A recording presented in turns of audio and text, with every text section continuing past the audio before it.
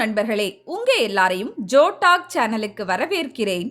கண்டதும் காதல் போன்று கண்டதும் தோன்றிய நட்பு என்றால் அது ராமருக்கும் அனுமருக்கும் இடையே தோன்றிய நட்பே ஆகும். தூதுவனாய் வந்தவர் தோள் கொடுத்து தோழனாகி, உயர்ந்த பக்தனாகி, சகோதரனுக்கும் மேலாகி, ஒரு கடவுளின் அவதாரம் பூர்த்தியாக அதற்கு உதவ தூண்டியது இந்த நட்பு. அதேபோல் இறைவனாய் வந்தவரும் வானரம் என்று தாழ்த்தாமல் உயிரையும் உயர்ந்தது என்று எண்ணி உண்டு உறவாடி மகிழ்ந்து பழக தூண்டியதும் இந்த நட்பே.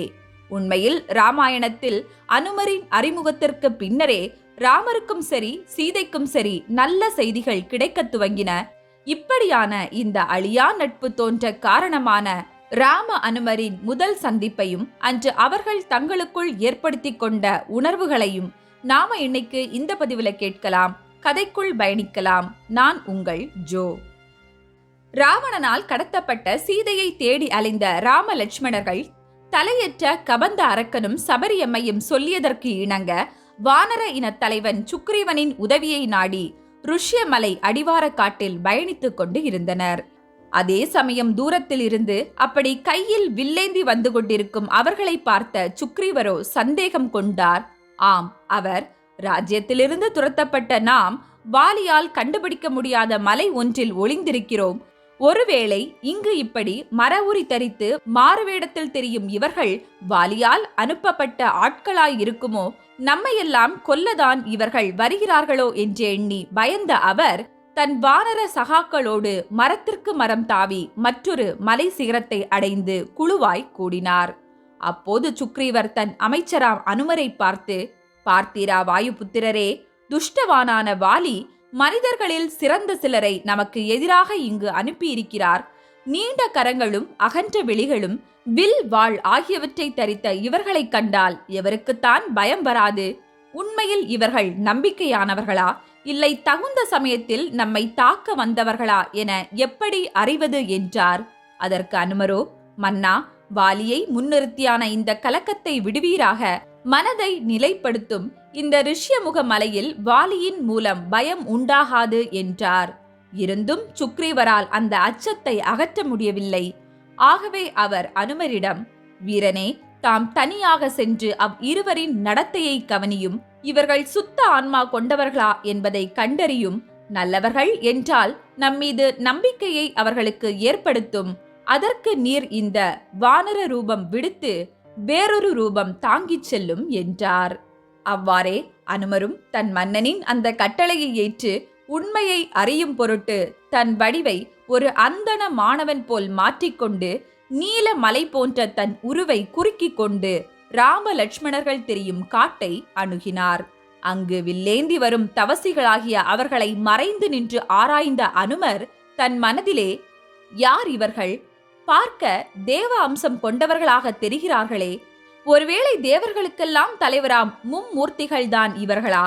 மும்மூர்த்திகள் என்றால் அவர்கள் 3 பேர் அல்லவா இருக்க வேண்டும்? ஆனால் இங்கோ இருவரல்லவா இருக்கிறார்கள். சரி, அவர்கள் இல்லை என்றால் இவர்களுக்கு ஒப்பர் யார்? வானுலக தேவர்கள் என்றால் அவர்கள் கண் இமைக்க மாட்டார்கள், கால் நிலத்தை தொடார். இவர்கள் அப்படி இல்லையே. ஆக இவர்கள் மனிதர்களே. மனிதரிலும் எளிதில் துன்புறும் சிறியோர் அல்ல, உயர்ந்தோர், தர்மத்தையும் நல் ஒழுக்கத்தையும் செல்வமாக கொண்டவர்கள். இன்று இவர்கள் தங்கள் பார்வையை நெடும் தூரம் செலுத்தி எதையோ தேடுகிறார்கள். ஒருவேளை பிறர்க்கரிய பொருளை தொலைத்து விட்டனரோ, அதைத்தான் தேடுகிறார்களோ? இவர்களின் திருவடிப்பட்டால் இங்கு சுடும் பாறைகள் மென்மையாகின்றன. இவர்கள் மேல் வெயில் படாமல் இருக்க பறவைகள் கூட சிறகை விரித்து பறக்கின்றன. ஓரறிவு கொண்ட மரங்களும் வணங்குகின்றன. இப்படிப்பட்ட இவர்கள் பகைவர்களாய் இருக்க வாய்ப்பில்லை. தூயவர்களே, உள்வினையாலே இவர்கள் இங்கு வந்துள்ளனர் என இப்படியாய் தன் பார்வையாலேயே ராம லட்சுமணர்களை அளந்தார் அனுமர். அப்படி அவர் நினைத்து கொண்டிருக்கையிலே அவர் மனதிலே திடீர் என்று முன்னர் நெடும் நாள் அவர்களுடன் பழகியது போன்ற இனம் புரியா அன்பு ஒன்று மேலிட்டது. அது அவர் எலும்புகளை கூட உருக்கியது. அந்த அன்பிற்கு எல்லையே இல்லாமல் இருப்பதை உணர்ந்து பாசத்துடன் அவர்களை கண்காணித்தார் அனுமர். இப்படியாய் அனைத்தையும் அவர் ஆலோசித்துக் கொண்டு செம்மை பொருந்திய மனதுடன் இனி இருவர் எதிரிலும் தோன்றுவது தகுமே என்று அனுமர் தன் அந்த அந்தண உருவிலேயே ராம லட்சுமணர் முன் தோன்றி, உங்கள் வருகை துன்பம் இல்லாது ஆகுக என வரவேற்றார். அதுவே ராமர் அனுமரின் முதல் சந்திப்பு, முதல் உரையாடல் ஆகும். அது கேட்ட அருள் உடைய ராமரோ, யார் நீர், எவ்விடத்திலிருந்து வருகிறீர் என வினவ, அனுமரோ, நீல நிற மேனியானே, வில் தரித்த வீரனே, மகளிருக்கெல்லாம் தன் மேனி நஞ்சு என்று நினைப்பவனே, வாடாத தாமரை மலர் கண்களை உடையானே, நான் வாயுதேவன் அஞ்சனையின் மகன், என் நாமம் அனுமன், இந்த ருஷ்ய மலையில் தங்கியிருந்து ஆளும் சூரிய தேவனின் மகனாம் சுக்ரீவருக்கு ஏவலாளியான நான், அவர் உம்மை யாரென்று அறிந்து வர சொன்னதினால் இவ்விடம் வந்தேன் என்றார். அப்படி அனுமர் அதை சொல்லும் மாத்திரமே ராமர் அனுமனின் தோற்றம், சொல், செயல், குணம் கண்டு இவனோடு வேற்றுமையில்லை என்பதை ஆராய்ந்துவிட்டு லட்சுமணரிடம், தம்பி, உலகத்து எங்கும் இல்லாத அறிவு, தெளிவு இவர் பேச்சில் வெளிப்படுவதை பார்த்தாயா? அதிகம் பேசினாலும் இவன் ஒழுக்கம் மீறி பேசவில்லை. முகத்திலோ, கண்களிலோ, நெற்றியிலோ, உடலின் வேறு பாகங்களிலோ குற்றம் எதுவும் தென்படவும் இல்லை. தெளிவாக மங்களகரமான வார்த்தைகளை இதயம் மகிழும் வண்ணம் உண்மையாக பேசுகிறார் இவர். பேச்சு மட்டுமல்ல, வாளுடன் கூடிய பகைவரையும் தீற்றி விடுவான். எந்த மன்னனிடத்தும் இவன் போன்ற தூதுவனை நான் கண்டதில்லை. சொல்லின் செல்வனான இவர் நான்முகனா, இல்லை அந்த சிவனா? இவர் கல்லாத கலையும் வேதக்கடலும் உலகத்து இல்லை போலவே. இப்படியான இவரின் இந்த பிரம்மச்சாரி வடிவம் உண்மை தோற்றம் அல்ல என நான் ஐயமின்றி தெரிந்து கொண்டேன். திறமையால் உலகின் அச்சாணியான இவர் உரு ஏற்றுதேனோ? முதலில் நீ இவரிடத்து அவர் மன்னனாம் சுக்ரீவனை காண நாம் வந்துள்ளோம் என்பதை உரைப்பாயாக என்றார். அப்படியே லட்சுமணரும் அனுமரை நோக்கி, தூதுவனே, தலையற்ற கபந்தன் எனும் அரக்கனும் சபரி அம்மையுமே சுக்ரீவரை அணுகுமாறு எங்களுக்கு அறிவுறுத்தினர். அந்த சுக்ரீவரையே நாங்கள் சரணடைய வந்துள்ளோம். மனைவியை இழந்து சோகத்தால் துன்புற்றிருக்கும் இவருக்கு உங்களிடமிருந்து உதவி கிட்டும் என்று எண்ணியே நாங்கள் இங்கு வந்திருக்கிறோம். குரங்கின தலைவராம் சுக்ரீவரை கண்டு விருப்பத்தோடு அவரை சேர வந்த எமக்கு இன்று இவ்விடத்தில் எதிர்பட்ட நீர் அந்த செந்நெறி மன்னன் சுக்ரீவன் இருக்கும் இடத்தை காட்டுவீராக என்றார்.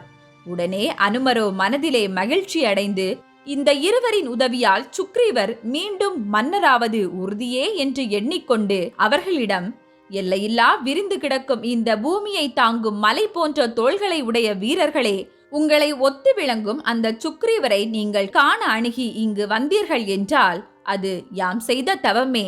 அந்த சூரியன் மகன் சுக்ரீவன் அவன் சகோதரனாம் வாலி சினந்து துரத்தியதால் இப்போது இந்த ருஷ்யமுக மலையில்தான் எங்களோடு தங்கியிருக்கிறார். அந்த வாலியால் ஏற்பட்டிருக்கும் துயரை நீங்கள் போக்கி தருவீர்கள் என நான் நம்புகிறேன். இதை காட்டிலும் எங்களுக்கு வேறு நன்மை உண்டோ? வீரர்களே, எம் குலத் தலைவனாம் சுக்ரீவனுக்கு உங்களை நான் அறிமுகப்படுத்த வேண்டும். அப்போது நீங்கள் யார் என்று நான் அறிமுகப்படுத்துவது என்பதை எனக்கு இப்போது சொல்லுங்களேன் என பணிவாக கேட்டார். உடனே லட்சுமணரோ, யாம் அயோத்தியை ஆண்ட சூரியகுல மன்னன் தசரதரின் மக்களாவோம். சிற்றன்னையின் கட்டளையால் மூத்த மகனாய் இருந்தும் ஆட்சியை தம்பிக்கு நல்கி இந்த நெடும் கானகத்தை அடைந்த இவர்தான் ராமர். அவருக்கு பணி செய்ய வந்த நான் அவர் தம்பி லட்சுமணன் என கூறி ராமரின் பிறப்பு முதல் சீதையை ராவணன் கடத்தியது வரையிலான அத்தனை நிகழ்வுகளையும் ஒன்றுவிடாமல் எடுத்துரைத்தார் லட்சுமணர். அதை கேட்டு அனுமர் அப்போதுதானே, ராமரா இவர் என்று கூறிவிட்டு அவரின் பாதங்களிலே நெடுஞ்சான் கிடையாக விழ, ராமரோ உடனே பதறி, அந்தணனே, வேதங்களிலும் சாஸ்திரங்களிலும் வல்லவன் நீ செய்தது என்ன? ஒரு அந்தணன் அரசனின் பாதங்களில் விழக்கூடாது என்பதை நீ அறிந்ததில்லையா என கேட்டார். அதற்கு அனுமனோ, ஐயனே, நான் அந்தணன் அல்ல, நான் ஒரு வானரம், உருமாறி உம்முன் வந்தேன் என்று கூறிவிட்டு அனுமர் மின்னல் ஒளி பொருந்தி பொன்மய உரு கொண்டு வில்லேந்திய ராம லட்சுமணரே வியக்கும்படியாய் தன் ஒப்பில்லாத விஸ்வரூப வடிவை எடுத்தார். உண்மையில் அப்போது விண், மண், பாதாளம் எனும் 3 உலகங்களையும் தன் காலினாலேயே அளந்த திருமாலின் அவதாரமான ராமரால் கூட குண்டலம் அணிந்த அனுமரின் முகத்தை பார்க்க முடியவில்லையாம். அப்படியான ஒளியும் உருவமும் கொண்டு நின்றாராம் அனுமர். அப்போதே லட்சுமணரும் ராமர் இதனை முன்பே கணித்தாரே என்று வியந்து போய் நின்றாராம். நின்றவரிடம் ராமர், தம்பி, மறைகளாலும் ஞானத்தாலும் கோட்படாத பரம்பொருள் தத்துவமே இங்கு குரங்கு வடிவம் கொண்டு நிற்பதை பார்த்தாயா? நாம் நல்ல சகுனத்தை பெற்றோம், அதனாலேயே இவரை அடைந்தோம். இந்த பூ உலகில் தர்மமானது தனியாக இருக்கக்கூடாது, அதற்கு துணையாக ஒருவர் இருக்க வேண்டும் என்றுதான் இந்த அனுமர் தோன்றியிருப்பார் போலும். இவரே சுக்ரீவருக்கு பணி செய்யும் வானரம் என்றால் அந்த சுக்ரீவர் நிலை எப்படி இருக்குமோ என்று கூறி மனம் மகிழ்ந்து நின்றார். அப்படி மகிழ்ந்திருக்கும் அவரை நோக்கி அனுமர், பிரபுவே, சுக்ரீவராம் எம் மன்னர் தன் சகோதரனால் பகைமை பாராட்டப்பட்டும் தாரம் அபகரிக்கப்பட்டும் சொந்த ராஜ்யத்திலிருந்து விரட்டப்பட்டும் இப்போது வனங்களிலே திரிந்து கொண்டிருக்கிறார். அவர் உங்களுடன் சேர்ந்து சீதையை மீட்பதில் நிச்சயம் உதவுவார். யான் சென்று சுக்ரீவரை இப்போதே இங்கு அழைத்து வருகிறேன், சிறிது நேரம் இங்கேயே காத்திருங்கள் என்று கூறி விடைபெற தயாரானார் அனுமர். இப்படியாய் கூறுகிறது கம்பராமாயணம். ஆனால் இவ்விடத்திலே வால்மீகி முனிவர், அனுமரே ராம லட்சுமணரை தம் தோளில் சுமந்து கொண்டு சுக்ரீவர் இருக்கும் இடத்திற்கு அழைத்து சென்றார் என்று கூறுகிறார். இதுவே ராம லட்சுமணர் அனுமரின் முதல் அறிமுகமும் உரையாடலும் ஆகும். அன்றிலிருந்து ஆரம்பித்தது ராமர் அனுமர் நட்பு. அதன் பின் சுக்ரீவர் ராமர் சந்திப்பு உண்டாகி அது இணக்கத்தில் முடிவிலே வாலி கொல்லப்பட்டதும் வானரப்படை சீதையை மீட்க ராமருக்கு துணை நின்றதும் நாம் அறிந்ததே. இப்படியான இந்த நட்பு ராமர் தன் அவதார நோக்கம் முடியும் வரை தொடர்ந்தது. கண்டதும் காதல் போன்று அது கண்டதும் தோன்றிய நட்பு. அந்த நட்பிற்காகவே அனுமர் தனக்கு கிட்டிய மோட்சத்தையும் வேண்டாம் என்று உதறி ராமரின் அழியா நினைவுகளுடன் இந்த பூமியில் வாழ்கிறார். உண்மையான நட்பிற்கு இலக்கணம் ஆகிறார். ஓகே நண்பர்களே, நாம இன்னைக்கு இந்த பகுதியில ராமாயணத்திலிருந்து ஒரு சிறு தொகுப்பு ஒன்றை கேட்டோம். இந்த வீடியோ உங்களுக்கு பிடிச்சிருந்துன்னா லைக் பண்ணுங்க, மறக்காம ஜோ டாக் சேனலுக்கு சப்ஸ்கிரைப் பண்ணுங்க. நன்றி.